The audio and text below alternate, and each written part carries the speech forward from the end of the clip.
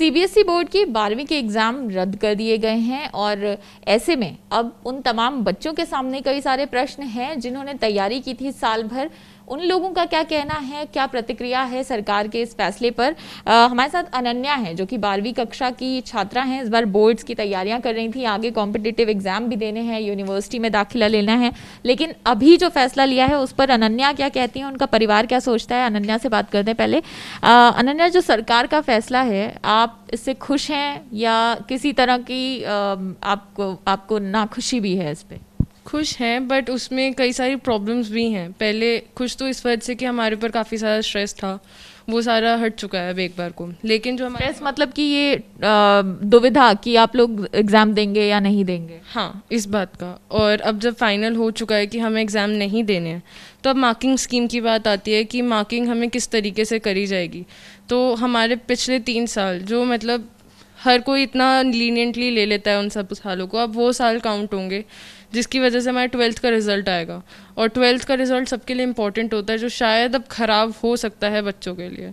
तो इससे बहुत ज़्यादा फ़र्क पड़ता है। मतलब आप कह रहे हो जैसे कि प्री बोर्ड होते हैं या मिड टर्म होते हैं, तो कई बार बच्चों के में जिनके कम मार्क्स आते हैं लेकिन वो बोर्ड में ज़्यादा मेहनत कर लेते हैं। वैसे ही जैसे हर स्कूल्स में अलग अलग क्राइटेरिया होता है, सारी चीज़ें अलग अलग होती हैं कि क्या स्कूल में अलग अलग तरीक़ों से पास करने के वो होते हैं, मार्किंग होती हैं। लेकिन बोर्ड में सबका एक ही होता है, सबके हिसाब से बनता है। तो इस वजह से बोर्ड में लोग ज़्यादा फोकस करते हैं क्योंकि बोर्ड के मार्क्स काउंट होते हैं। लेकिन अब हर चीज़ के मार्क्स काउंट होंगे, जिस वजह से बच्चे परेशान हो रहे हैं, बहुत ज़्यादा परेशान हो रहे हैं। आपको भी इस बात की चिंता है कि मतलब अगर कहीं मार्क्स पहले के एग्जाम्स में या पहले की स्क्रीनिंग्स में कम रहे हों और अब वो इवैल्यूएशन आ जाएगा और अब जो बोर्ड की तैयारी कर रहे थे वो नहीं हो पाएगी? हाँ, बहुत है, क्योंकि पहले के उस टाइम पे और अब के बोर्ड के एग्ज़ाम्स के लिए मैं ज़्यादा प्रिपेयर थी। पहले इतना प्रिपेयर नहीं थे हम, क्योंकि पहले कोरोना वगैरह के चक्कर में इतना फोकस कभी करा नहीं था। लेकिन अब ज़्यादा फोकस करना था कि बोर्ड के एग्ज़ाम्स होंगे ही होंगे, इस वजह से अब ज़्यादा फोकस था, तो बोर्ड से ज़्यादा उम्मीद भी थी। आगे आप किस चीज़ की तैयारी कर रही हैं, किस चीज़ की प्रिपरेशन कर रही थी 12th के बाद? मैं लॉ की और डिज़ाइनिंग की लाइन के लिए प्रिपेयर कर रही थी। तो अब देखते हैं सब एंट्रेंस के बेसिस पे होता है या किस चीज़ के बेसिस पे होगा। अगर मेरिट बेसिस पे, जैसा कि दिल्ली यूनिवर्सिटी ने भी कहा है कि मेरिट बेसिस पे करेंगे, तो वो मेरिट भी उसी तरीके से तैयार होगी जो 12वीं के मार्क्स दिए जाएंगे, तो उस पर भी असर पड़ेगा? हाँ, काफ़ी हद तक तो पड़ेगा ही, क्योंकि सब चीज़ें मार्क्स के बेसिस पे ही होती हैं, चाहे वो कॉलेज का एडमिशन हो या कुछ भी हो। इस वजह से फ़र्क तो पड़ेगा ही। अनन्या की मम्मी भी हमारे साथ हैं, बरखा जी, उनसे भी पूछते हैं कि अभिभावक के तौर पे कैसे देखती हैं वो इस फैसले को। मैम, जैसा उदास तो हैं ये कि अगर एग्ज़ाम देते तो शायद बेहतर मार्क्स आ जाते, आपको क्या लगता है? सेम, मुझे भी सेम फीलिंग यही है कि पहले जो प्रिपेयर हो रहा था ऑनलाइन से प्रिपेयर कर रही थी, टाइम भी नहीं मिल रहा था, स्कूल की क्लासेस भी होती थी, ट्यूशन क्लासेस भी लेती थी, टाइम भी नहीं था, तो कम प्रिपरेशन थी पहले।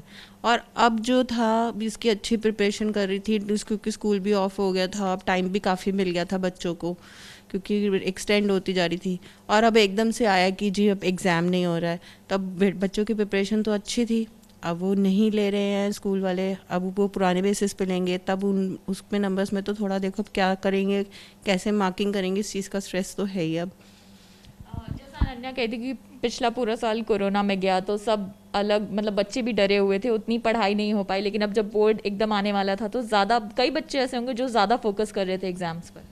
हाँ जी, यही हो रहा था कि अब ये लग रहा था कि इन्होंने बोला था कि हम 15 डेज़ के अंदर का ही टाइम पीरियड देंगे और उसमें हम डेट अनाउंस करेंगे और फिर हम एग्ज़ाम ले लेंगे।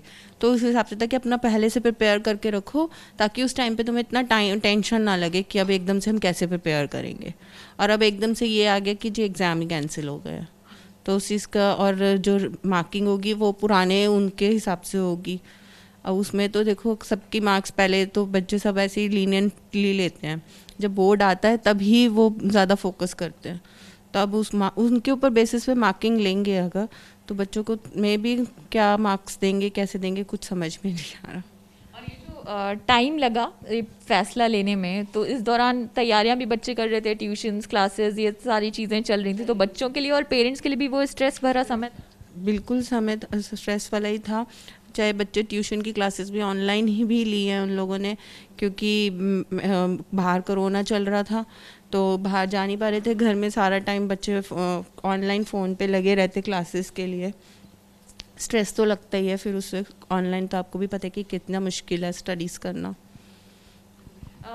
अनन्या की दादी बियॉन से भी पूछते हैं, बच्चों को दिन भर वो देखती हैं तो उनको क्या लगता है कि जो पढ़ाई का माहौल था और एकदम से एग्ज़ाम कैंसिल हो गए, आपने तो पहली बार देखा होगा कि इस तरह से बच्चे तैयारी कर रहे हैं और एग्ज़ाम जो है वो कैंसिल हो गए। क्या कहना है, पोती आपकी जो पढ़ाई कर रही थी और अब एकदम से एग्ज़ाम कैंसिल होने पर?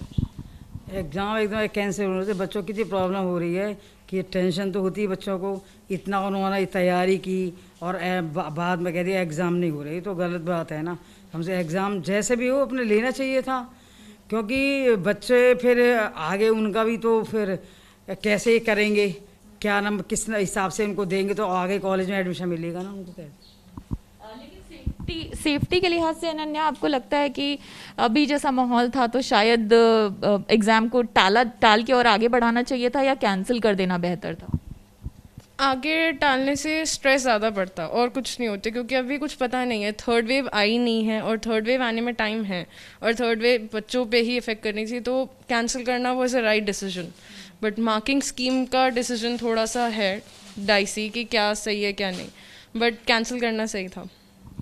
तो देखिए, ये जैसा परिवार का भी कहना है, अभिभावक भी ये इस बात को समझते हैं कि ये समय सभी के लिए मुश्किल भरा है, तो ऐसे में बच्चों को स्कूल एग्ज़ाम देने बुलाना शायद जोखिम भरा हो सकता था। लेकिन अनन्या जैसे कई सारे बच्चे हैं जो इस दुविधा में भी हैं कि वो जो कोर्सेज लेना चाहते हैं, जहाँ पे एडमिशन्स लेना चाहते हैं, अब इस मार्किंग का फ़र्क पड़ेगा, क्योंकि अक्सर बच्चे जो हैं वो बोर्ड एग्ज़ाम पर ज़्यादा फोकस करते हैं और इसी को दिमाग में रखते हुए लगातार तैयारी भी कर रहे थे। हालाँकि अब देखना होगा कि आगे आने वाले समय में इस तरह की अगर स्थिति पैदा होती है तो उसके लिए सरकार क्या निर्णय लेती है और क्या कोरोना के लिए अब हमें नए तरीके की शिक्षा पद्धति जो है उसको फॉलो करने की ज़रूरत है। कैमरा पर्सन डीसी मंजू के साथ अंजलि सिंह, एबीपी न्यूज़, दिल्ली।